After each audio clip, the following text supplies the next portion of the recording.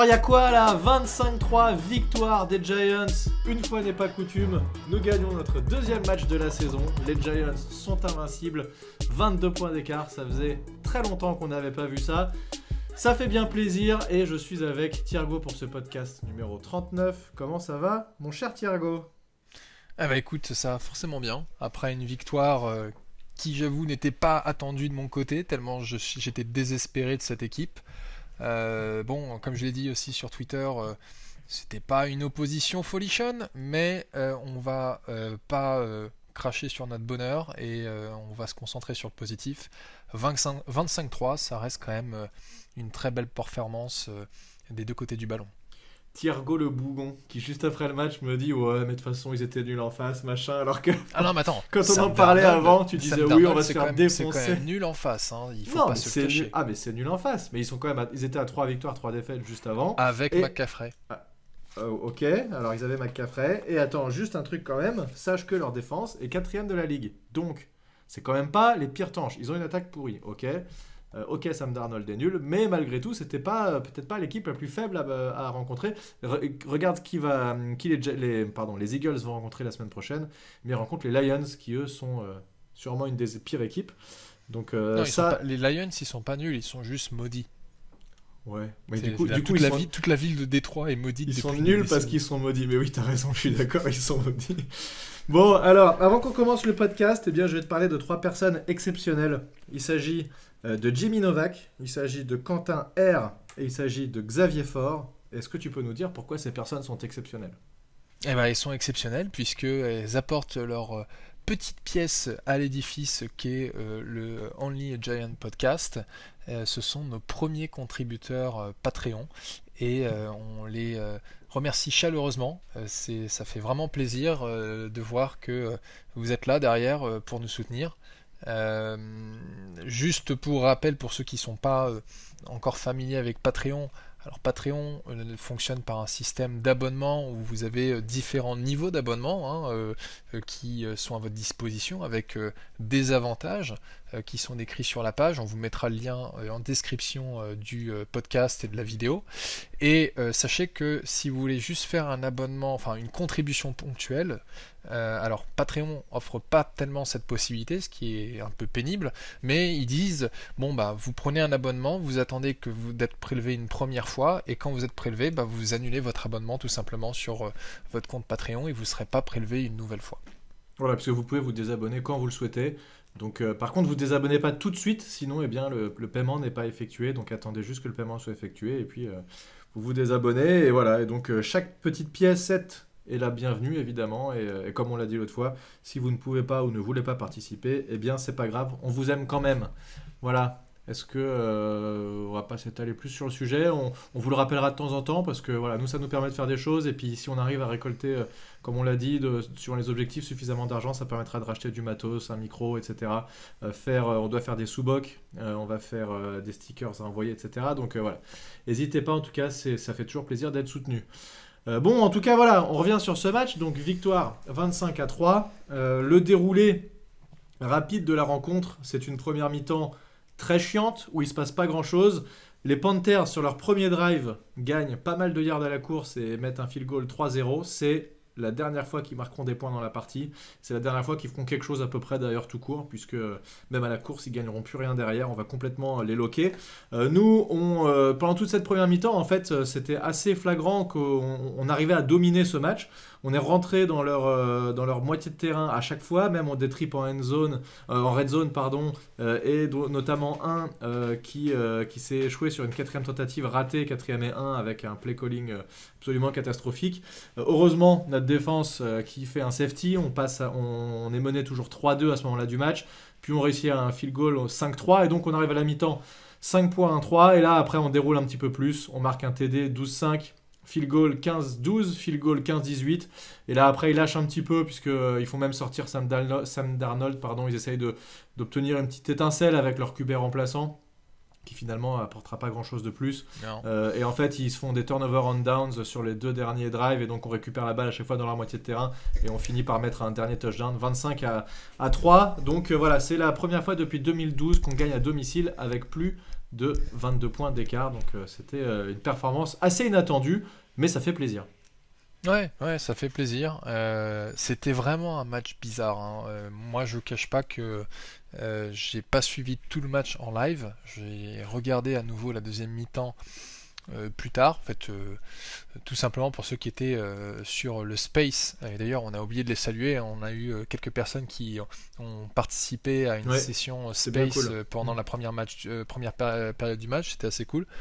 Bon, moi, je me suis arrêté à 21h parce que le match était vraiment nullissime. Ouais, du coup, t'as regardé que la partie nulle en plus. T'as pas eu de chance. Exactement, c'est-à-dire qu'en fait, je suis passé à autre chose, hein. J'étais en train de regarder la Formule 1, c'est ma deuxième passion, et en fait, je me suis rendu compte le lendemain que tous les événements intéressants de ce match ont eu lieu vraiment à partir de la deuxième moitié du troisième quart-temps, parce que sinon, avant, qu'est-ce que c'était C'était compliqué.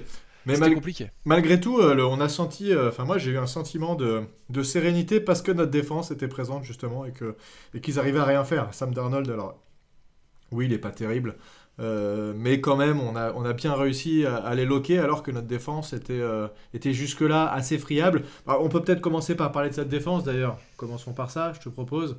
Défense qui réalise sur ce match 6 sacs, donc ça c'est très intéressant. Ojulari qui a été très bon, qui réalise 2 sacs et demi sur ce match. On fait 10 QB hits, dont 4 pour Ojulari, 3 pour Leonard Williams, 7 plaquages pour perte, ça aussi c'est énorme, et on leur permet de gagner uniquement 13% de leur third down, donc troisième tentative, 2 sur toute la rencontre. Ils ont absolument rien fait, hein. En fait, je regarde même les résultats de leur drive. Sur le premier, c'est field goal. Après, c'est punt, safety, punt, interception, punt, turnover on downs, turnover on downs. Donc les mecs, ils ont rien fait du tout. Ouais, non, c'est assez dingue, hein. Et dire que Matt Rhule, avant ce match, avait dit qu'il voulait courir 30 à 33 fois, alors je sais pas pourquoi 33, contre les Giants. Pourtant, en début de match, hein, leur jeu de course nous marchait bien dessus, mais en fait, ils ont abandonné leur jeu de course assez rapidement. Au final, on a une défense qui a bien tenu contre la course, puisque je crois qu'ils ont... de toute façon, globalement, leur attaque a rien fait, hein. Hubbard, il a fait 12 courses pour 28 yards, Freeman, 3 courses pour 18 yards, et Darnold, c'est 25 passes pour 111 yards. Donc, ils ont pas accumulé des masses. Et en fait, moi, ce que j'ai remarqué, c'est que on avait un front seven qui arrivait à mettre beaucoup de pression sur Darnold, qui du coup perdait totalement ses moyens. Et ça, je pense que des fans des Jets connaissent bien ce vieux problème chez Darnold qui est... Je pense que c'est tout simplement pas un bon QB s'il n'est pas bien entouré. Et alors, j'ai cru comprendre qu'ils avaient quelques blessures sur la ligne offensive, ce qui a probablement contribué en fait à l'efficacité de notre pass rush. Ouais, mais nous aussi, hein. Non, mais voilà, mais exactement, nous aussi. Enfin, tu vois, un Daniel Jones qui manifestement n'a aucune raison d'avoir confiance en sa ligne, où il n'y a plus Nick Gates, où il n'y a pas Andrew Thomas, où tu as Ned Solder et Pert, enfin bref, il n'y a pas grand chose. Il fait de grosses progressions, je trouve, en gestion de la poche. Et, ouais, alors attention, switch pas trop vite sur l'attaque. non, je switch, non, c'est juste pour faire la comparaison d'Arnold Daniel Jones, mais on s'arrêtera là. Mais il y a une action qui m'a particulièrement marqué, qui était assez géniale, c'est Jabril Peppers qui poursuivait Darnold sur un blitz, et Darnold qui essayait de s'enfuir, et en fait Jabril Peppers arrive à la fin et lui chope les jambes et le fout par terre, et tu vois Jabril Peppers qui reste au sol un peu en mode j'en peux plus. Ouais, bah oui, en même temps, c'est pas si j'ai revu l'action justement il y a 10 minutes parce que je l'ai posté sur Twitter, et en fait il se prend un méchant cut block, t'as le running back qui arrive lancer plein de balles et qui lui plonge dans les jambes. En fait il fait un salto, il se relève et il sprint pour aller le choper, et donc en fait il est épuisé parce que il se relève vraiment super vite, et il a été très impressionnant cette action d'ailleurs. Mais tu vois, en fait je trouve qu'il y avait à la fois en fait un front seven qui était capable de mettre un peu de pression sur Darnold, ce qui faisait qu'il était déstabilisé et il avait plus de difficultés à lire le jeu de passe, hein, et la secondary. Et on a aussi une secondary qui...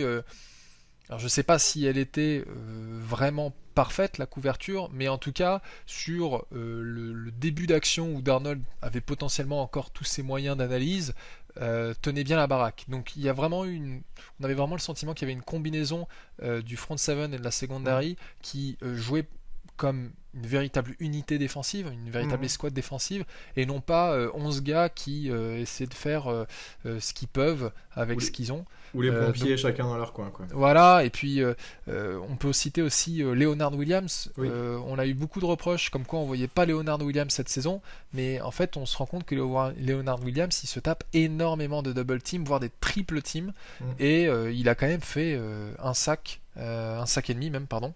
3 QB hits, ouais, c'est ce que je dis. 3 QB hits et des plaquages pour perte aussi sûrement. Ouais, donc déjà la paire Ojulari et Williams fait très plaisir à voir. Ça fonctionne bien. Non mais globalement tout le monde a bien joué dans cette défense, ça a été plutôt solide, comme tu dis le secondary qui a joué beaucoup en zone sur ce match, d'ailleurs c'est là où Bradbury fait l'interception sur le seul deuxième bon drive que font les Panthers, où ils arrivent aux portes de notre red zone et là ils se prennent une méchante interception bien dégueulasse sur une couverture 2 a priori un peu classique, mais finalement ils se sont fait bouffer là-dessus et ils se fait intercepter, d'ailleurs ça nous a bien sauvés. Donc voilà, on a aussi comment il s'appelle notre D-line Sexy Dexter Lawrence, comme il se fait surnommer. Sexy Dexy, qui a pas fait de sac, mais qui a permis de déclencher 2 pénalités de holding. Si, il a un sac. Ah bon? Ouais. Ah ok. Donc en plus de son sac, c'est 2 holdings qui sont presque comme des sacs parce qu'il n'y a pas de perte de down, mais il y a perte de 10 yards, donc c'est beaucoup, c'est une pénalité assez vénère quand même. Donc voilà, et c'était assez flagrant, hein. Il passe carrément, et il le joue bien d'ailleurs parce que je pense qu'il en rajoute un tout petit peu en montrant bien qu'il est retenu et en partant un peu en arrière, mais il a raison, c'est ce qu'il faut faire. Parce que parfois les arbitres sont un tout petit peu aveugles dans cette ligue, donc voilà, il a fait ce qu'il fallait. Donc tu as raison, c'est une très bonne combinaison à la fois de la ligne, linebacker. Peut-être un peu moins en vue, mais si la ligne fait bien son boulot aussi, c'est tant mieux. Mais si le jeu de course n'a pas fonctionné, c'est aussi grâce au linebacker. D'ailleurs, il y a eu McKinney, un mec qui n'est pas Xavier McKinney, qui est un autre McKinney, voilà, qui est rentré et qui a été assez intéressant et qui fait un énorme plaquage à un moment sur une course. Je ne sais pas si tu l'as vu celui-là. Course plein centre, il arrive exactement dans le trou et là, c'est clairement du 1 contre 1 et c'est la lutte et celui qui va l'emporter. Le en fait, ce que j'ai à la Bama Drill. Ouais, c'est ça. Et ce que j'ai bien aimé, c'est qu'en fait, il envoie le running back de l'autre côté du terrain.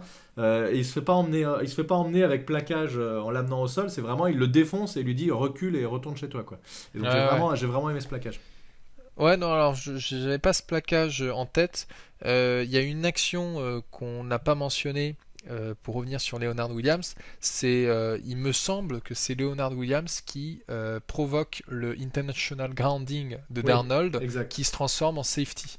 Donc ça compte pas comme un sac, mais il a aussi, vu que tu parlais en fait des pénalités provoquées par Dexter Lawrence, Leonard Williams a aussi poussé Darnold à la faute et ça s'est traduit en 2 points pour les Giants. Ouais, en fait, juste pour rappeler, parce que c'est pas forcément évident pour tout le monde cette règle, Sam Darnold est dans sa propre end zone. Et il y a trop de pression qui arrive sur lui, il est sur le point d'être saqué. Si jamais on se fait plaquer dans sa propre end zone, eh bien c'est safety, ça veut dire que l'équipe adverse marque 2 points et en plus on leur rend la balle, c'est ce qui s'est passé là. Et là en fait il se débarrasse du ballon, sauf que il le jette par terre là où il n'y a personne, et donc on n'a pas le droit de le faire, ça, sauf si on est en dehors de sa poche. On n'a pas le droit de viser personne juste pour se débarrasser du ballon, c'est interdit. Et donc ce qui fait intentional grounding, un intentional grounding quand on est dans sa propre end zone, eh bien c'est un safety, c'est comme si on avait été plaqué dans la zone.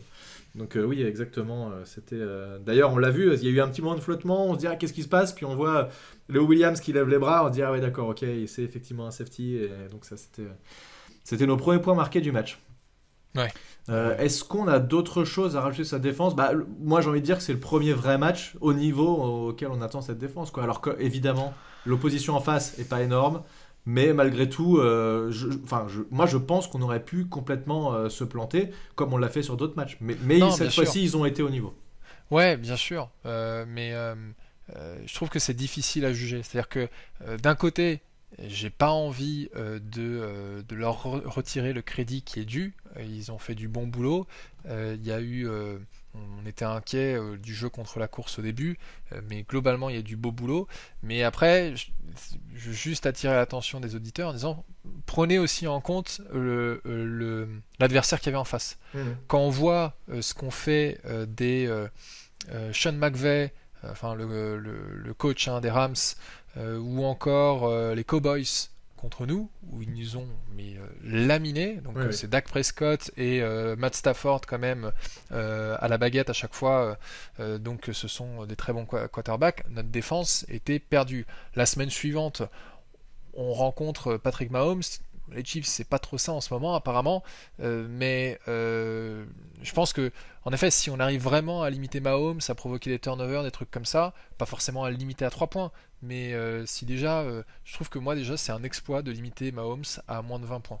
Ah oui, Là, je serais un peu plus volontaire, enfin, j'aurais un peu plus envie de dire oui, ok, la défense est en train de se reprendre et on retrouve la défense du niveau de 2020, mais on n'en est pas encore là. Non, mais je suis d'accord qu'un match, de toute façon, ne suffit jamais à tirer des conclusions, donc il va évidemment falloir attendre un petit peu plus, et on espère en tout cas que ça a été le match déclencheur qui va leur permettre de... Alors, pas toujours faire des matchs aussi énormes, évidemment, on va pas limiter toutes les attaques à 3 points, même si les Chiefs, la semaine dernière, ont été limités à 3 points, donc bon, écoute, ça paraît possible, mais voilà, c'était un match complet, qui rassure, il y avait toutes les raisons de se planter, et les Giants étaient un peu au fond du trou, donc voilà, ça fait du bien. Concernant l'attaque, qu'est-ce qu'on peut dire sur cette attaque? Jones a fait un match sans erreur. Il fait un 23 passes complétées sur 33 passes tentées, 203 yards et 1 touchdown, 0 interception, 0 fumble. C'était pas évident non plus, comme je l'ai dit, quatrième meilleure défense. Les Panthers, ils ont une défense solide. Hein. Et surtout, nous, on se ramène avec une O-line décimée, des wide receivers décimés, Saquon Barkley qui est pas là. En plus, pendant le match, Matt Peart, qui avait un niveau très honnête sur ce match, se blesse. Donc on fait rentrer un mec qui était en practice squad depuis 2 semaines, enfin un gars sorti de nulle part et qui est obligé d'assurer le coup en tackle. Et ils ont du coup échangé. On a eu Ned Solder qui est passé à gauche quand Matt Peart s'est blessé, et ce nouveau tackle qui est passé à droite. Et je sais même pas son nom d'ailleurs. Et donc très compliqué. Il y avait toutes les chances là aussi de faire un match catastrophique, mais finalement ça a plutôt bien fonctionné. Le jeu de course a été honnête, 31 courses pour 103 yards, ça va. 28 yards pour Daniel Jones, notamment un TD en toute fin de match à la course. Voilà, moi j'ai trouvé que Jones fait un super match par rapport à ce qui lui était donné, et il y avait là pour le coup c'est plus un exploit que notre défense pour cette attaque, je trouve. Ouais, non, complètement. C'est-à-dire que quand on regarde la ligne de stats de Jones comme passeur, tu te dis oui, bon, ok, c'est rien d'exceptionnel, mais il faut pas oublier non plus qu'à côté de ses 203 yards à la passe, il a 8 courses pour 28 yards à la course, et surtout, ça c'est exceptionnel, il a une réception de 16 yards. Magnifique. Et une C'était réception magnifique. à une main. Il faut quand même bien se rendre compte de l'action. Je pense que tout le monde l'a déjà vu. Elle a tellement circulé sur les réseaux sociaux. Mais si jamais vous avez vécu dans une cave, il faut juste se rappeler qu'on était sur une action en run option. Je crois que c'est ça quand même. Enfin bref, Jones donne le ballon à Booker qui part sur la gauche du terrain. Il est suivi par toute la défense. Il y a 9 gars qui sont en train de le suivre. Il passe le ballon en arrière à Dante Pettis qui est en train de faire une reverse vers la droite, et là Dante Pettis arme le ballon, envoie une passe qui était, je trouvais plutôt pas mal, mais c'est vrai, un peu haute pour Jones. Un peu haute. Ouais, Un peu haute. et Jones l'attrape à une main et se fait directement plaquer par un DB qui lui met un gentil petit taquet. Et voilà, et on a le first down comme ça. C'était assez exceptionnel comme action. C'était assez énorme, et en fait, t'as raison, il y a deux choses. Il y a le fait que, déjà, c'est une reverse pass, ça c'est assez marrant. C'est un peu comme la Philly, là, leur fameuse Ouais, la Philly truc Special du Super Bowl. Ouais. Philly Special, voilà, c'est un peu ça. Sauf que la balle est un peu haute, donc il y a à la fois le fait que il va la chercher loin avec une main, etc. La photo est assez ouf. Et en plus, il arrive à la contrôler en sachant que le mec vient le cartonner. Donc ça, il aurait très bien pu la relâcher à ce moment-là, même s'il l'avait attrapé, le fait que le défenseur vienne le cartonner. Mais finalement, non, il arrive à tout faire bien, à la garder. Et j'ai lu des trucs, en fait, apparemment, il faisait du basket à l'école, etc. Donc Ça m'étonne pas. voilà, c'est un vrai athlète en fait, Daniel Jones. Hein. Il sort pas de nulle part. Le mec court vite, il saute haut, enfin, il est fort pour à peu près tout, quoi, je pense. Donc, s'il savait jouer au line, peut-être qu'on pourrait le mettre en tackle gauche. Hein, il faudrait réfléchir. Ah ouais, bah de toute façon, il est, il est déjà le leader des Giants en passing yard, il est le leader en rushing yard. Enfin, il fait tout, hein. Et c'est ce que je disais par Twitter en rigolant. Il va devenir GM et coordinateur offensif et on va renommer les Giants les New York Football Daniel Jones, quoi. Euh, c'est, non, voilà, on déconne, mais ça montre. En fait, moi, ce que je trouve aussi assez exceptionnel avec Jones, et c'est que tu sens qu'il a la niaque, tu sens qu'il veut porter l'équipe sur son dos, qu'il a C'est envie vrai. d'être un véritable leader. Au final, c'est pas le fait qu'il ait réussi ce trick play qui va faire de lui un leader, mais c'est un élément de plus qui vient s'ajouter à tout ce qu'il fait pour cette équipe. Et c'est vraiment un joueur qui donne beaucoup aux Giants. Et c'est pour ça que moi, j'ai Ouais. encore envie de croire en Jones. Ah bah, et moi, il n'y a pas de j'ai encore envie de croire. Je crois en Jones. J'ai jamais arrêté de croire en Jones, hein, Non, et moi personnellement. non Mais plus, mais tu vois, il y a beaucoup de personnes qui, je te rappelle tout le débat de l'intersaison, ah oui, oui. Jones, est-ce qu'il progresse vraiment? C'est l'année où il faut qu'il démontre. En fait, on n'a pas arrêté de dire, à raison, hein, on n'a pas arrêté de dire à raison que, vu les armes que Jones allait avoir en 2021, il avait plus le choix, il fallait qu'il performe. Et ben en Mm. fait, les armes, il les a même pas en 2021 parce qu'ils sont C'est tous ça. blessés et il a une ligne moisie. Et je trouve qu'en fait, même comme ça, il performe. Alors, il n'a pas beaucoup de TD à la passe, bien sûr, mais compte tenu, et on revient à ton point initial, hein, compte tenu de l'équipe qu'il a autour de lui Mm. en attaque, hein, c'est Mm. quand même assez exceptionnel qu'il joue à ce niveau. Non, je suis tout à fait d'accord. Il fait vraiment un gros match avec ce qu'il a autour de lui. Donc voilà, c'était très bien joué de sa part. Mais également, il faut le dire, hein, pour le coup, je pense que sur ce match, le play calling, à part ce fameux drive où on va jusqu'au bout et puis à un yard, on est incapable de gagner ce petit yard qui nous manque. Ça, Mm. j'ai trouvé ça Ouais, vraiment mais là, c'était de ridicule. l'exécution, en fait. Ouais, mais aussi, c'était pas les trucs appelés forcément Non, bien au non, bon c'est sûr. moment. On finit sur la quatrième, on essaye de bourrer au centre alors que tout le monde s'y attend. Enfin bref, voilà. Donc, et puis malheureusement, t'as pas Super Saquon pour faire un saut de 30 mètres au-dessus de tout le monde. Donc malheureusement, c'est pas passé. Mais globalement, j'ai trouvé que Jason Garrett avait appelé un bon match, et notamment des ajustements en deuxième mi-temps et beaucoup de passes lancées par Jones en mouvement. Et après une feinte de passe, de course, pardon, et souvent il s'est décalé sur la droite pour lancer. Et en deuxième mi-temps, même quand on a eu Matt Peart qui a été blessé et que du coup ça devenait vraiment un peu tendu pour cette O-line, on a eu des actions où en fait Jones prenait la balle en shotgun et directement partait en bootleg sur le côté pour lancer une passe. Et ça permet en fait de gagner du temps et de permettre au quarterback de s'échapper, avoir un petit peu le temps de lire et de limiter une éventuelle O-line qui ne performerait pas vraiment et d'avoir trop de sacs. Donc c'était plutôt bien joué, j'ai Ouais. trouvé que c'était assez bien amené, assez bien diversifié. Il y a 7 receveurs, enfin 8 même avec Daniel Jones qui font des réceptions dans ce match-là.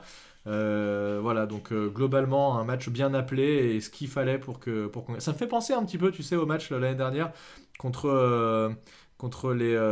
merde, comment ils s'appellent? Les Seahawks. Ouais. Où on sent qu'en attaque c'est compliqué, on a un QB remplaçant, machin, et finalement c'est suffisamment bien appelé pour qu'on arrive à gagner le Mm. match. Mais on en revient à ce qu'on a dit il y a quelques semaines. On sait très bien que Jason Garrett est capable d'appeler un bon match. Le problème, c'est qu'il ne le fait pas assez souvent. Et, euh, Ouais. et c'est ultra frustrant de dire, mais mec, tu, tu vois qu'il y a des trucs qui fonctionnent et qu'il y en a qui fonctionnent pas. Pourquoi est-ce que tu te concentres pas sur ce qui fonctionne? Bon, ça Ça manque de restera l'énigme régularité, Garrett clairement. à jamais, hein. Ouais. Non, c'est clairement un manque de régularité. Peut-être qu'il overthink en anglais, il pense trop, il se dit j'ai vu la défense et comme ci, comme ça, du coup je vais pas faire ça, mais je vais faire plutôt ça Ouais. à la place, tu vois. Et en fait, c'est peut-être du coup mal réfléchi finalement. Mm. Et au lieu de jouer des choses. En fait, dès que c'est diversifié, j'ai l'impression que ça marche bien. Tu vois, une fin de deux courses, finalement, on part en passe. Ouais. Après, on fait une petite course de Daniel Jones. Après, on la donne au running back. Et après, on fait une screen. Enfin, voilà, c'est ce genre de choses-là qu'il faut réussir à faire. Et sur ce match-là, ça a été bien fait. Donc voilà, Mm. un match correct de l'attaque qui met 25 points, dont on va dire une dizaine de points pas forcément méritées en toute fin de match, qui sont un peu données par le fait que l'attaque des Panthers tente des quatrièmes et très longues et donc nous donne la balle très proche de leur end zone. Mais voilà, ça reste quand même un match assez complet. Et cette O-line qui continue à être décimée, mais qui continue à faire plus ou moins le taf. Donc bon, Ouais. écoute, c'est tant mieux. Hein. Ouais, c'est tant C'est tant mieux. mieux. Je pense qu'on peut aussi citer très rapidement les special teams. Graham Gano, hein, qui nous fait 3 field Oui, goals ah sur bah oui. 3, 44, Mm. 49 et 53 yards. Oui, c'est pas des field goals Euh, de 30 yards, quoi. ouais, et d'ailleurs, son field goal de 53 yards en a fait le détenteur du record de franchise de field goal réussi à plus de 50 yards, Ouais, donc avec 10. exact. Et il a battu le record qui était détenu par un certain Joe Danello. Ah non, il légalise, pardon. D'accord. Si, enfin, breaking a tie. Non, pardon, autant pour moi. Voilà, je lis mal l'anglais. Il était à égalité avec Joe Danello et maintenant il passe devant Joe Danello. D'accord. Donc c'est chapeau à lui. Euh, Ouais. et si Sans trembler en plus, t'as vraiment l'impression qu'il va la mettre à chaque coup, quoi. ouais, ouais.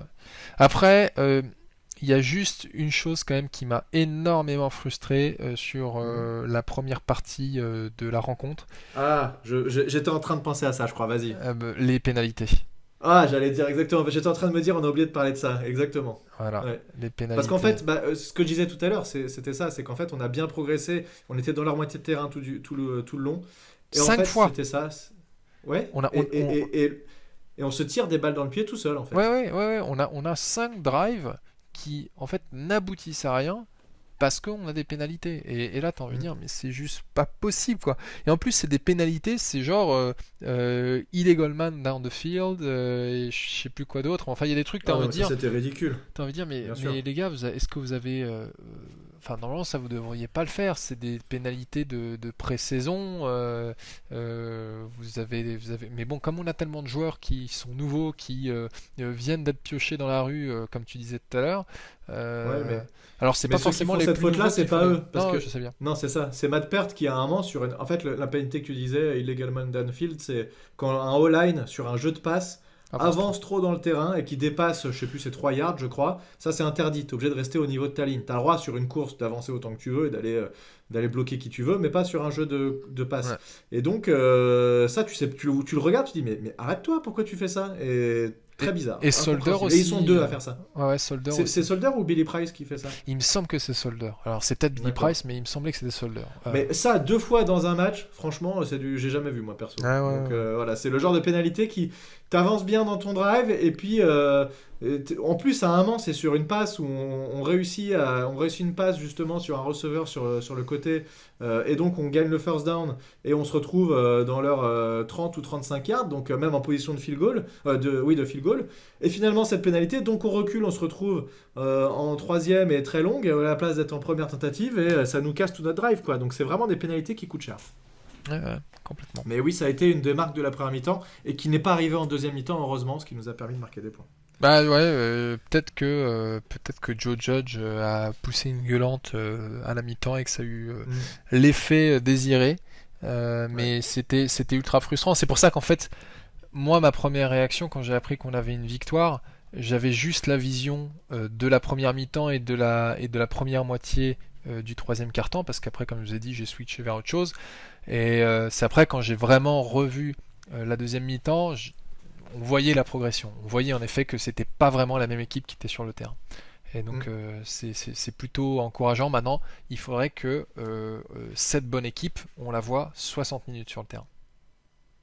Ouais, effectivement. Et notamment contre les Chiefs. Belle transition.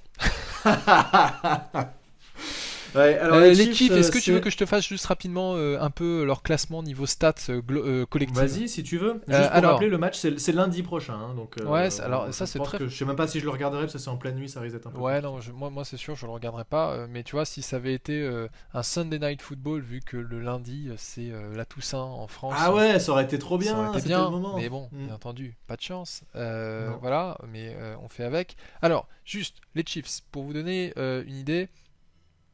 En points marqués par l'attaque, ils sont 8e de la ligue et en yards total, hein, ils sont 3e. Donc ils sont quatrième, non ils sont, ouais c'est ça, ils sont quatrième à la passe, à la course ils sont 23e. Donc là je suis toujours sur les stats d'attaque. Donc on va dire Mhm. globalement les Chiefs c'est quand même une bonne attaque, même si ces derniers temps ça a l'air d'être un peu compliqué. Et par Même s'ils mettent que 3 points contre les Titans. Ouais, voilà. Et se demander ce qui leur arrivait. Mhm. Et puis après en défense, là c'est catastrophique. On est mauvais, mais j'ai l'impression qu'ils sont pas bien mieux que nous, puisqu'ils Mhm. sont 27e en points concédés aux adversaires, 28e en yards total. Ils sont très très nuls, enfin ils sont très très nuls en fait en yards à la passe comme en yards à la course. Ils ont une défense passoire, hein, donc Ouais. donc je sais pas, Ah bah, moi je sais pas comment est-ce que tu sens le match, mais pour moi un Monday Night Football, on est chez les Chiefs, hein, si je ne dis pas de bêtises. je crois parce que ça fait 2 fois qu'on joue chez nous, donc ça Ouais, m'étonnerait que ce soit on une est chez les troisième fois chez Chiefs, nous. donc on Mhm. est au Arrowhead Stadium, voilà, avec ce Mhm. magnifique accent, qui est l'un des stades les plus bruyants de la NFL. Je crois il se dispute les records régulièrement avec le stade des Seahawks. Et donc là, en prime time, je suis quand même un peu inquiet face à Patrick Mahomes.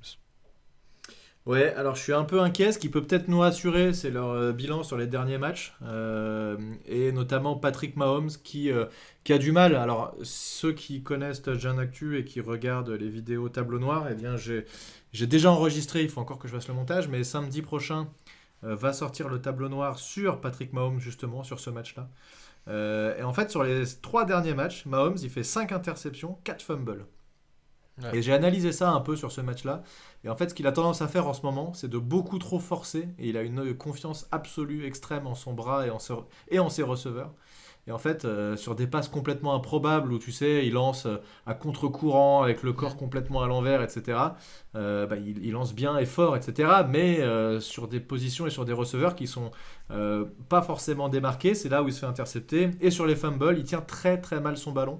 Et je trouve que notre défense est très bonne, et notamment c'était le cas en tout début de saison, pour provoquer des fumbles, à Mm. toujours essayer d'aller chercher la balle, etc., à penser à aller chercher la balle.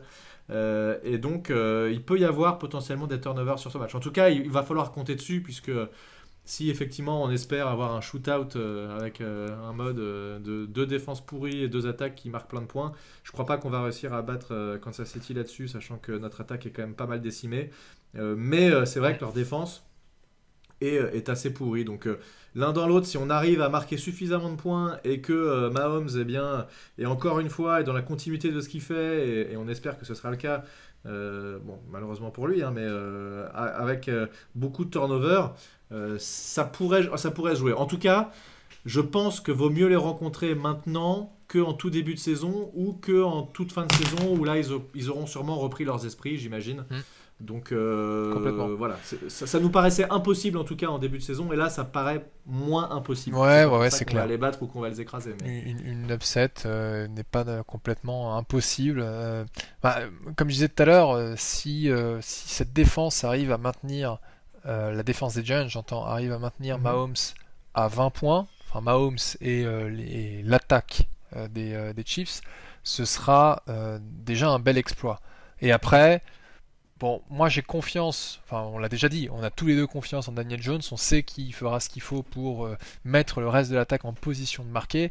Ouais. Maintenant, la plus grosse inconnue, c'est est-ce que la ligne va nous faire des pénalités débiles? Est-ce que on va avoir des drops pas possibles de ces receveurs qu'on a trouvés dans les fonds de tiroir? Et est-ce que le jeu de course va réussir à se développer? Autant d'inconnus qui me mettent pas en confiance à l'approche de ce match. Mais bon, on a au moins un peu plus d'une semaine pour s'y préparer. Les joueurs devraient arriver quand même relativement reposés. Donc Ouais. on verra bien. Ouais, à mon avis, grosse clé du match, ça va être notre D-line versus leur O-line qui est pas terrible, Mm. qui prend l'eau assez souvent.